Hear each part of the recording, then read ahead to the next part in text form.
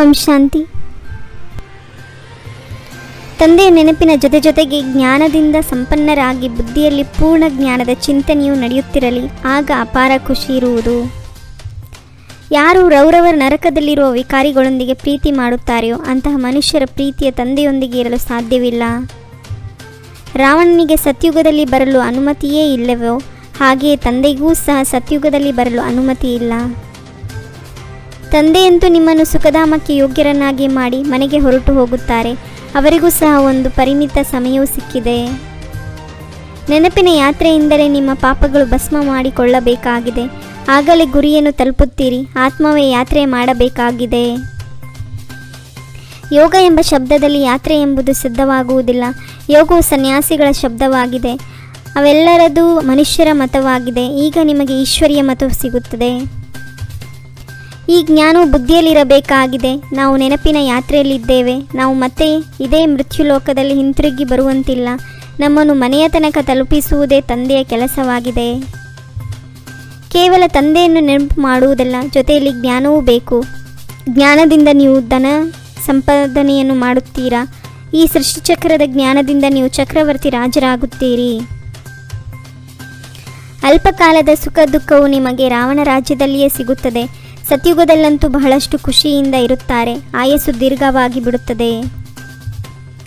ನೀವೀಗ ತಂದೆಯನ್ನು ಅರಿತುಕೊಳ್ಳುತ್ತೀರಿ ಮತ್ತು ನಾಟಕದ ಆದಿ ಮಧ್ಯ ಅಂತ್ಯದ ಕಾಲಾವಧಿ ಎಲ್ಲವನ್ನು ಅರಿತುಕೊಳ್ಳುತ್ತೀರಿ. ಹೊಸ ಪ್ರಪಂಚದಿಂದ ಹಳೆಯದು, ಹಳೆಯದರಿಂದ ಹೊಸದಾಗಿರುತ್ತದೆ.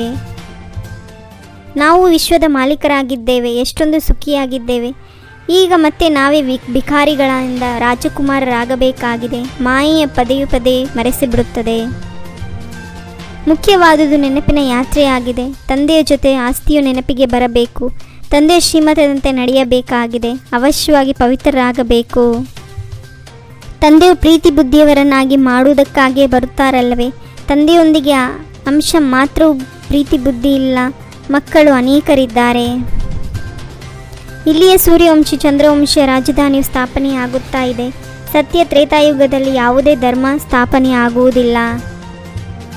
ಯಾವಾಗ ಪ್ರಪಂಚವನ್ನು ಪರಿವರ್ತನೆ ಮಾಡಬೇಕಾಗಿದೆಯೋ ಆ ಸಂಗಮಯುಗದಲ್ಲಿಯೇ ತಂದೆಯು ಬರುತ್ತಾರೆ. ಇದನ್ನು ಅವರು ಯುಗೆ ಎಂದು ತಪ್ಪಾಗಿ ಬರೆದು ಬಿಟ್ಟಿದ್ದಾರೆ. ಅರೆ, ತನ್ನ ತಂದೆಯನ್ನಂತೂ ಪ್ರಾಣಿಗಳು ಮರೆಯುವುದಿಲ್ಲ. ನೀವೇಕೆ ಮರೆಯುತ್ತೀರಿ? ದೇಹಾಭಿಮಾನಿಗಳಾಗುವುದರಿಂದಲೇ ನೀವು ತಂದೆಯನ್ನು ಮರೆಯುತ್ತೀರಿ.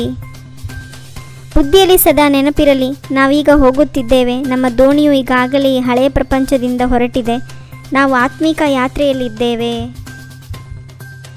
ಯಾತ್ರೆಯನ್ನು ಮಾಡಬೇಕು ಮತ್ತು ಅನ್ಯರಿಂದ ಮಾಡಿಸಬೇಕು. ಸಮಯ, ಶ್ವಾಸ, ಮಾತು, ಕರ್ಮ ಎಲ್ಲದರಲ್ಲಿಯೂ ವ್ಯರ್ಥದಿಂದ ಇನ್ನೋಸೆಂಟ್ ಆಗಿರಿ. ಯಾರೇ ಹಿರಿಯ ವ್ಯಕ್ತಿಗಳು ಬಂದರೆ ನಿರ್ಭಯತೆಯಿಂದ ಮಾತನಾಡಬೇಕು. ಗಾಬರಿಯಾಗಬಾರದು. ದೇಹಿ ಅಭಿಮಾನಿಯಾಗಿ ತಿಳಿಸುವ ಅಭ್ಯಾಸ ಮಾಡಿಕೊಳ್ಳಬೇಕು. ವ್ಯರ್ಥ ಹಾಗೂ ಮಾಯೆಯಿಂದ ಮುಗ್ಧರಾಗಿದ್ದು ದಿವ್ಯತೆಯ ಅನುಭವವನ್ನು ಮಾಡಿಸುವ ಮಹಾನ್ ಆತ್ಮ ಭವ. ಓಂ ಶಾಂತಿ. 21 ಜನ್ಮಕ್ಕಾಗಿ 21 ಪರಮಾತ್ಮನ ಮಹಾವಾಕ್ಯವನ್ನು ಆಲಿಸಿ ತಮ್ಮದೇ ಆದಂಥ ಈ ಚಾನಲ್ಗೆ ಲೈಕ್ ಮಾಡಿ, ಶೇರ್ ಮಾಡಿ, ಸಬ್ಸ್ಕ್ರೈಬ್ ಆಗೋದನ್ನು ಮರೆಯಬೇಡಿ. ಓಂ ಶಾಂತಿ.